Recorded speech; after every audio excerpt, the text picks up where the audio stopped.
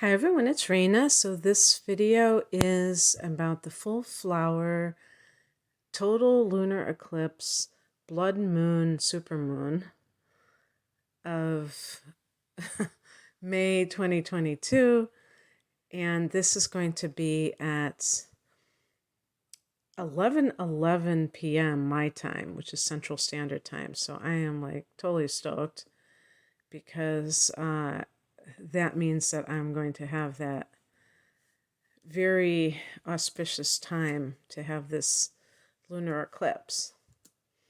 And I guess because I was looking at my ephemeris and the time of the actual moon being at its fullest is like at 11:15 p.m.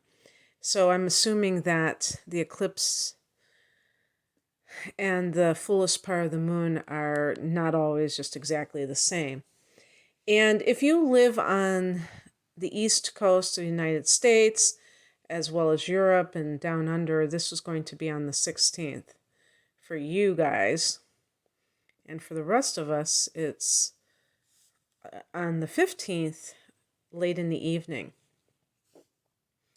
And if you live in North America and South America, I think they said it's going to be very visible.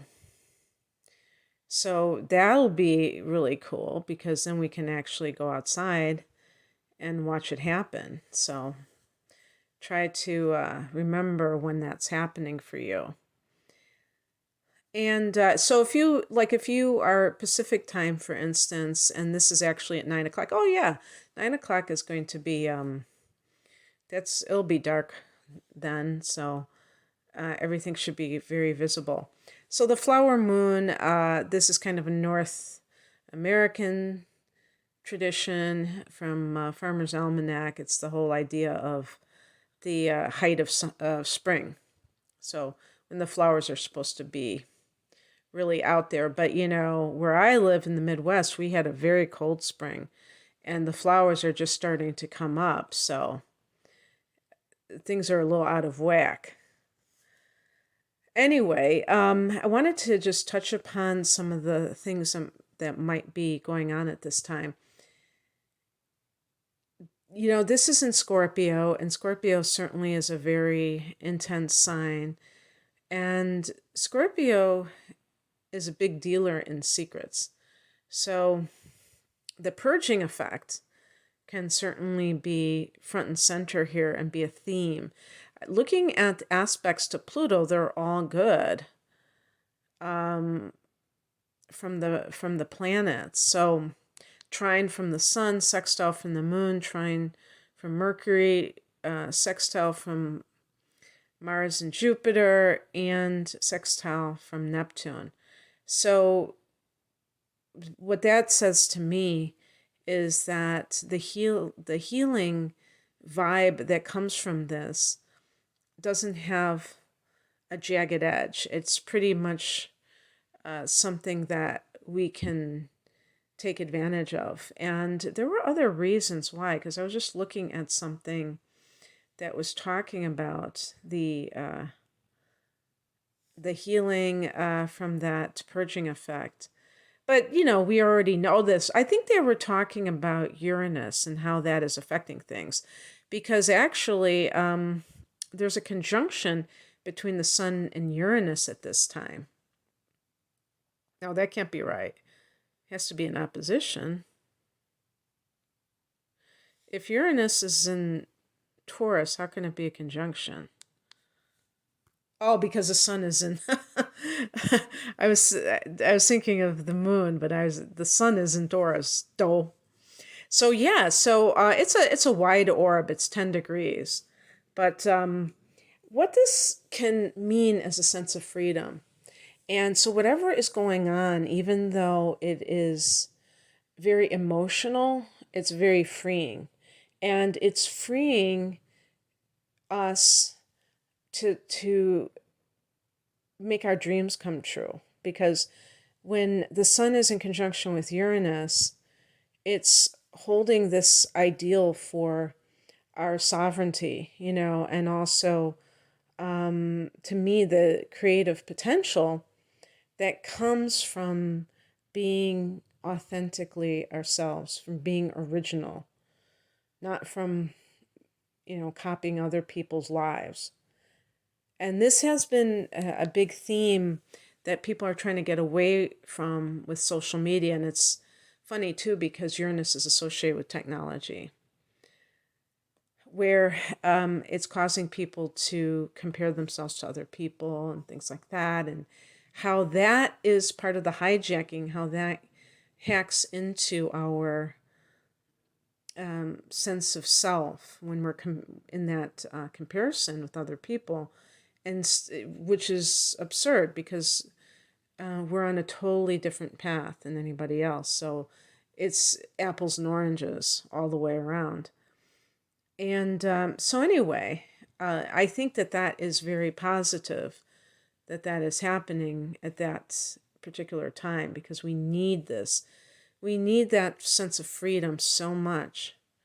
And at the highest level, which I think the sun represents, because it is our determining factor. The moon is reflecting the light of the sun, and it's really reacting to life, whereas the sun is acting to life. And so the moon obviously is in opposition to Uranus, and it's kind of like pushing back on some of the demands that Uranus is placing on it. This is in the fixed modality. So there's a lot of stuck energy, a lot of stubborn energy with this opposition.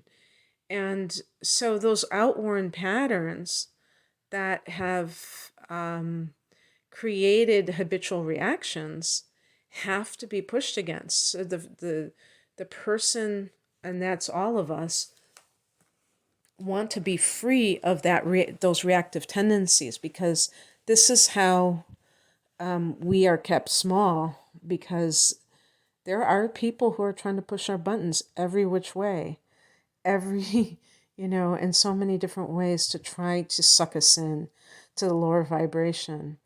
And Uranus is about something that is very electric, and is, I think I was just reading or hearing something, and I think they were talking about Uranus and saying magnetic.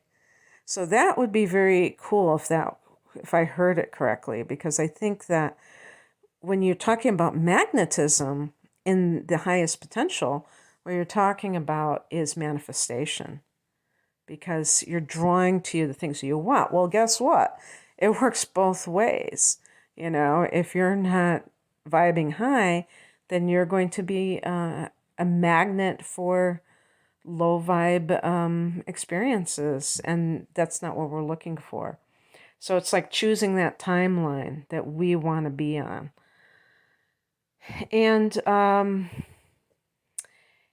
so other things that are happening here, the sun is in conjunction with Mercury, and I do feel like things are coming out, and we're going to be, we might even be glued to the internet and trying to hear the latest if secrets are coming out. Now, those people who are in the know, who kind of avoid the mainstream route and find information from alternative sources, know that things are starting to come out. And these are not we're not talking about conspiracy theories. Things are coming out that are not being reported, or maybe they bury it somewhere. And so it's hinting at that. And of course, for the last couple of years, we've been going along, and little by little, things have been drip, drip, drip, last few years. But it could be something that is a game changer. I probably will use a title for this video that is very clickbaity. And I'm saying that here because this is not something that would be that much of a stretch for it to be a major event in this year of 2022. if this is a supermoon and a lunar eclipse, I mean, a supermoon is supposed to have more power, and it's, it's closer to Earth. And so, and then you add the lunar eclipse aspect to it. That alone could speak to an influence that is greater than normal. But then Scorpio, and when we know what Scorpio represents, purging the poison, and the poison is something that some people don't even know that they have been poisoned. That's the saddest thing, is that some people think that they have been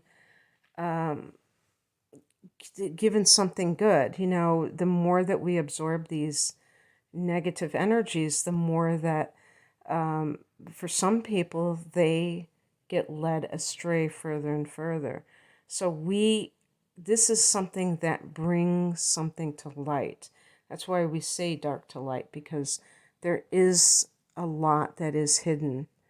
And you don't have to, believe in a certain political party or anything like that to feel that way.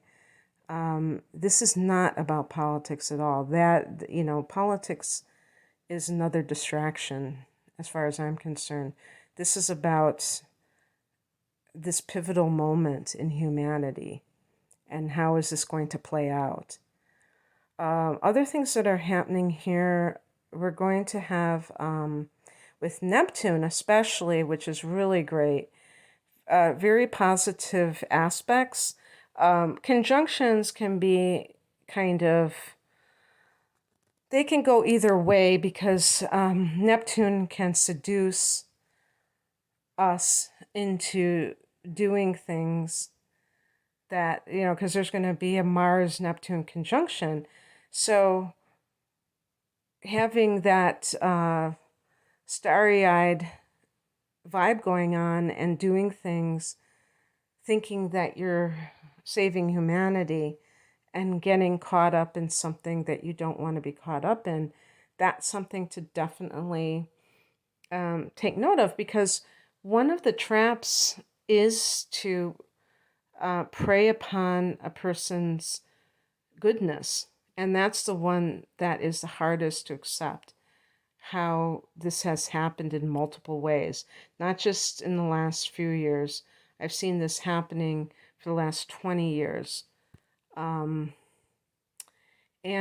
it breaks my heart when I think about it, because I know that people are agreeing to do things because they really want to be a helper. They really want to make the world a better place. And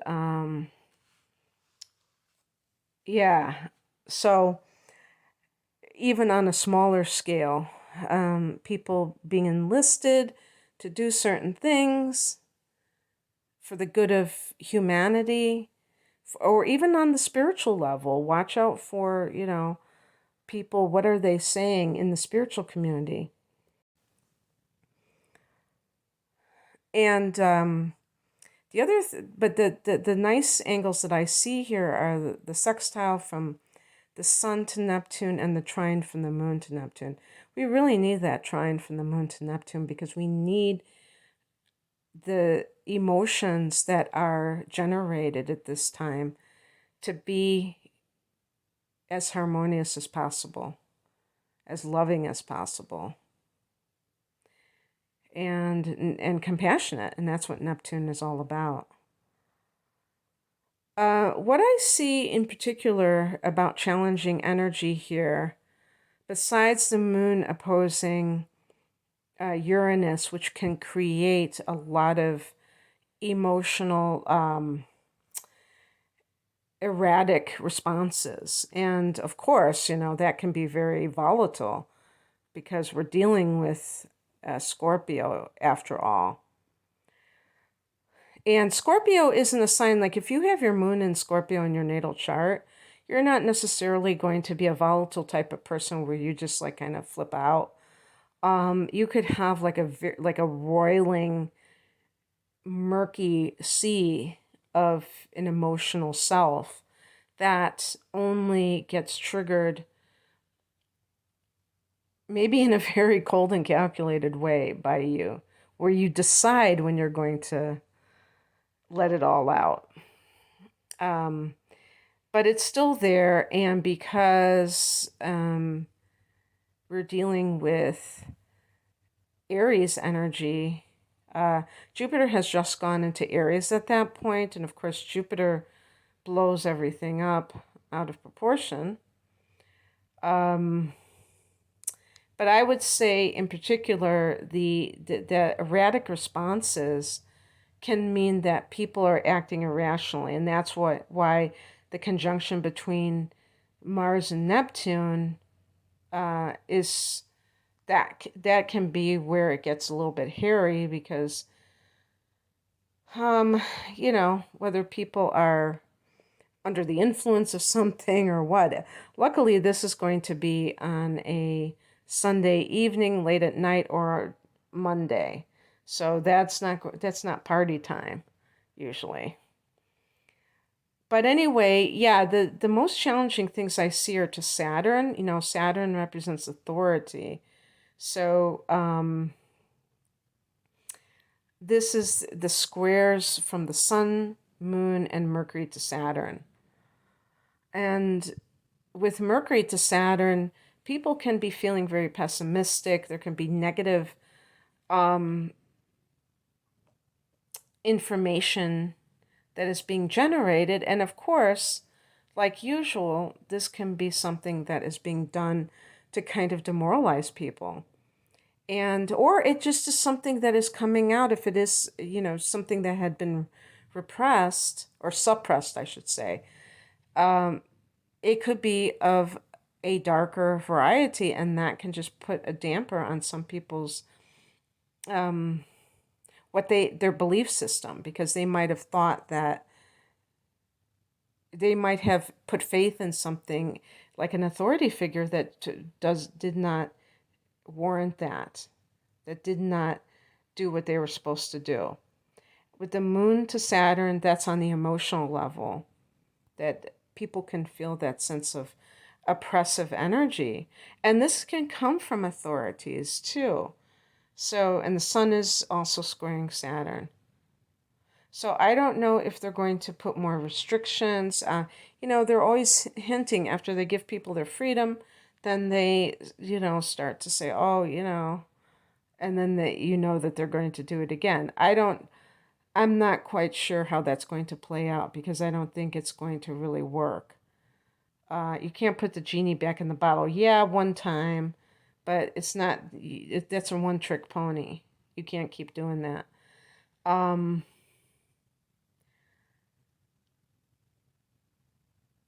But there's some beautiful angles to Jupiter, and Jupiter is the great benefic. So suffice it to say, this can balance out the pessimism of Saturn, and people can have a more expansive view of things. So the Sun sextiling Jupiter, the Moon trining Jupiter, and Mercury sextiling Jupiter.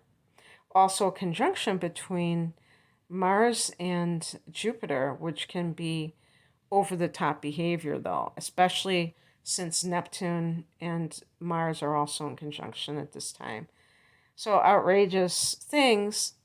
I mean, some people may be acting out, acting up, kind of trying to purge those emotions. With oppositions, this is kind of like projections onto other people.